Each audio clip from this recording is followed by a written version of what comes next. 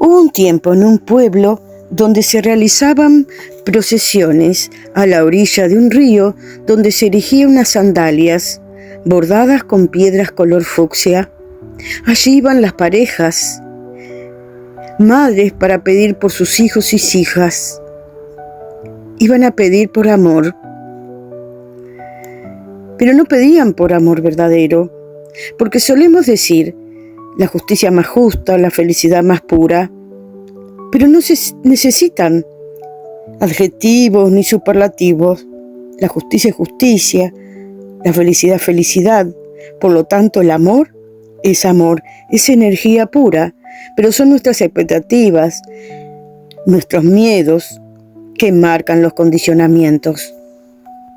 Las mujeres llevaban sandalias en la procesión, cantando canciones y contando historias de antiguas reinas, ya que en aquellos tiempos era el reino llamado las sandalias de la reina, porque estaban gobernados por reinas muy poderosas. La esfinge fue erigida cuando contrayeron matrimonio la princesa Ayla y el príncipe Tiziano. La boda se festejó por 10 días y por 10 noches. Así contaba el narrador de esta historia. Pues esa boda terminaba con una maldición que había habitado por generaciones en reinas y princesas de ese reino. El narrador solía decir, algunas veces no sé por dónde comenzar, porque el principio puede ser el final y el final puede ser el principio. Este reino descendía de aquella reina que un día fue la princesa que calzó los zapatos de cristal y que junto a su príncipe comieron perdices y fueron felices. Pero las princesas descendientes perdieron la memoria. Además, ya no querían comer perdices. Ya no querían ser rescatadas, pero en realidad eran los príncipes los que eran rescatados y se dedicaron a ir a las batallas y a los torneos, alejándose del fuego sagrado del hogar. Habían divisiones en el reino. Algunos admiraban la fortaleza de estas reinas.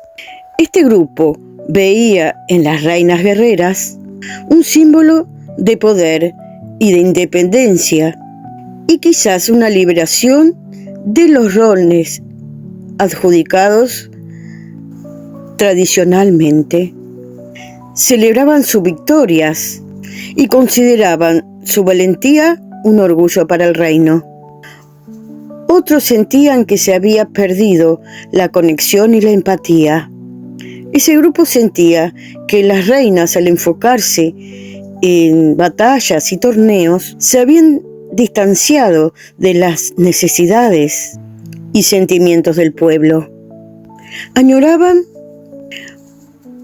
un liderazgo más concentrado en el hogar, sintiendo que se había perdido un aspecto esencial en el gobierno, la feminidad. Hubieron muchas historias de princesas. Una de ellas fue la de la princesa Sachiné. La princesa se enamoró de un príncipe de un pequeño reinado, pero más bien no era tan pequeño, sino que era menospreciado por la reina madre del reino de Sachiné, la princesa. La princesa, vamos a decir que no desoía las indicaciones de su madre, más bien escuchaba su corazón. A la orilla del río se encontraba con su príncipe. Él la amaba no porque fuera la princesa de un reino poderoso, sino porque la consideraba la princesa de su alma. Compartían el mismo amor a la naturaleza.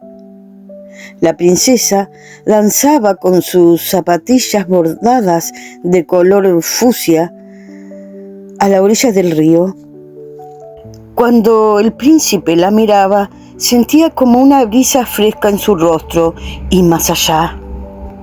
La mirada del príncipe no se quedaba en la superficie, sino que alcanzaba llegar hasta la esencia de Chaciné, comprendiendo su espíritu y su esencia más profunda.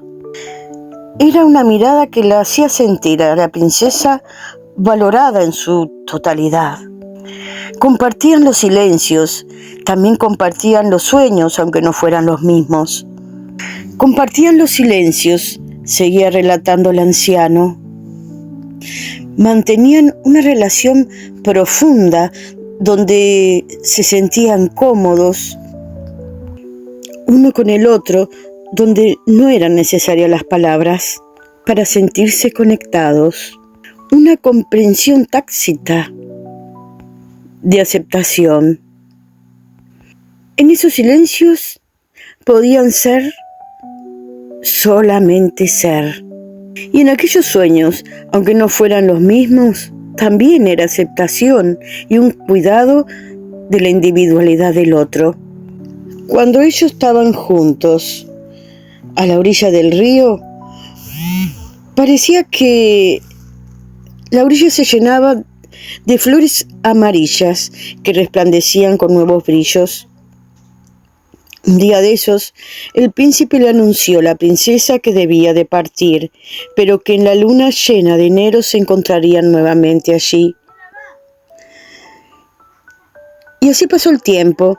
La princesa no lo extrañaba, porque solamente pensarlo era música en su corazón. Cercana a la luna llena de enero, la princesa fue a buscar al gran salón donde guardaba todos sus zapatos, conjuntamente con todos los zapatos de antiguas reinas, para buscar sus zapatillas, bordadas de color fucsia. Pero la reina madre, que no le gustaba que las calzara, porque no correspondían a su estatus de princesa, las mandó colocar por un sirviente en lo más alto de aquellas estanterías. El lugar no era solo donde guardaba sus zapatos, sus sandalias, sino era un archivo de las historias de la reina, un santuario del calzado real. Calzado de todas formas y tamaños, algunas podían ser de cuero, adornadas con metales preciosos o bordados con hilo de plata y oro. Cada par reflejaba el estilo y la personalidad de la reina. Al estar rodeado de aquellos zapatos, la princesa estaba de alguna manera conectada con el legado de aquellas antiguas reinas y con la historia de su reino, que encerraban la memoria y el espíritu de reinas, princesas. De pronto la princesa vio sus zapatillas en lo más alto de aquellas estanterías. Lamentablemente, en esta historia, justo cuando la princesa estuvo por alcanzar sus zapatillas, abrumadas las estanterías por el peso de tantas sandalias, se derrumbaron, dejando a la princesa sumida entre el caos y la historia. Cuando fueron a buscarla en la montaña de zapatos, no encontraron a la princesa, solamente se encontraron sus sandalias. Mientras en el salón reinaba el caos y la confusión, ante el derrumbe de las estanterías, el príncipe a la orilla del río esperaba a su princesa. Era extraño. Una brisa fresca acariciaba el rostro del príncipe como acariciaba su rostro la danza de Chaciné. La desesperación se apoderó del príncipe, comprendiendo la energía intangible de su princesa. En medio de la angustia, impulsado por la confusión, tomó una decisión y se dirigió directamente al palacio. con una mezcla de temor y algo de esperanza. Allí en el palacio le contaron lo sucedido. Él entró en el salón, llamando a Yacine. Sus ojos escudriñaron las estanterías destrozadas, la atmósfera del salón cargada de polvo y un silencio interrumpido por su propia voz llamando a Yacine y sintiendo de forma palpable y pesada la ausencia de su princesa. La comprensión lo inundó, la presencia intangible de la princesa a la orilla del río. Ahora encontraba esa explicación aterradora en la escena de la destrucción. Allí mismo, en el salón de las sandalias de la reina, el príncipe se volvió anciano, pero muy anciano.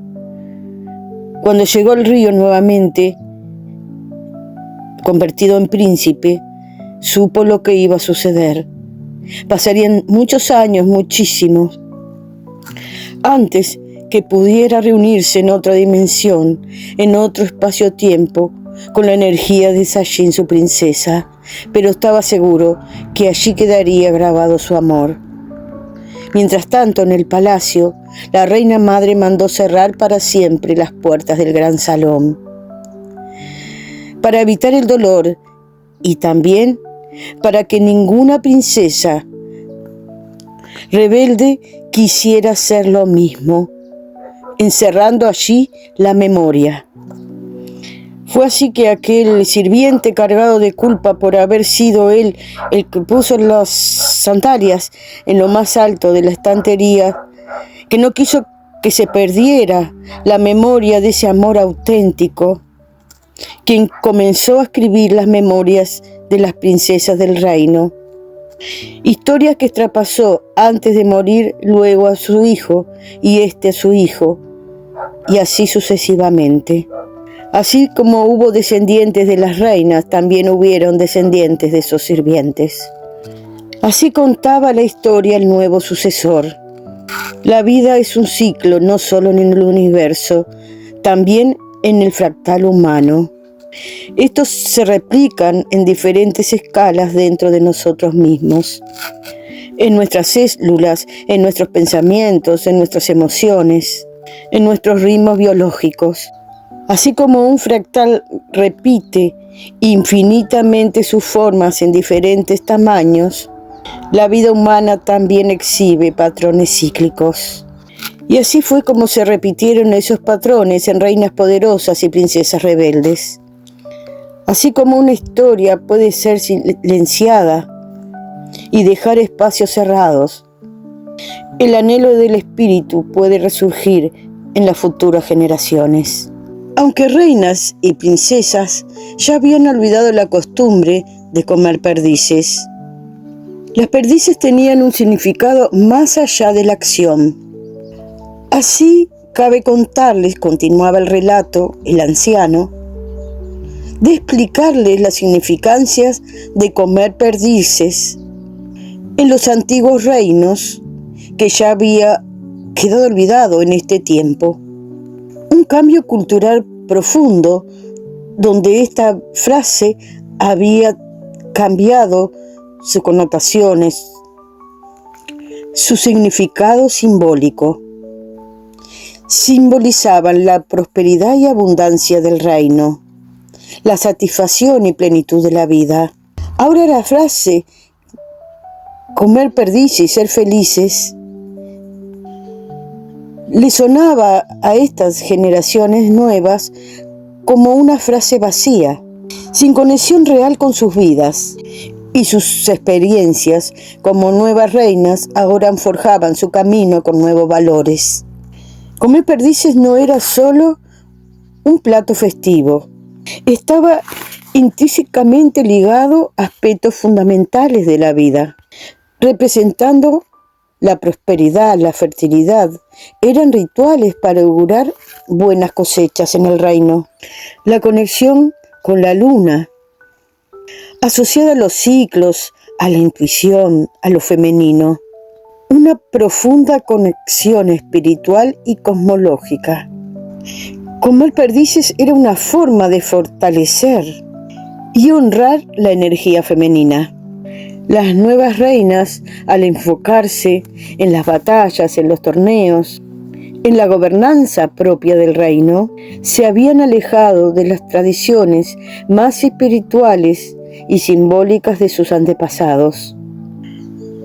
Pero el hecho de que estas asociaciones se hubiesen perdido en la niebla del tiempo, quizás, continuaba el relato, podrán ser redescubiertas y recordadas por ciclos futuros.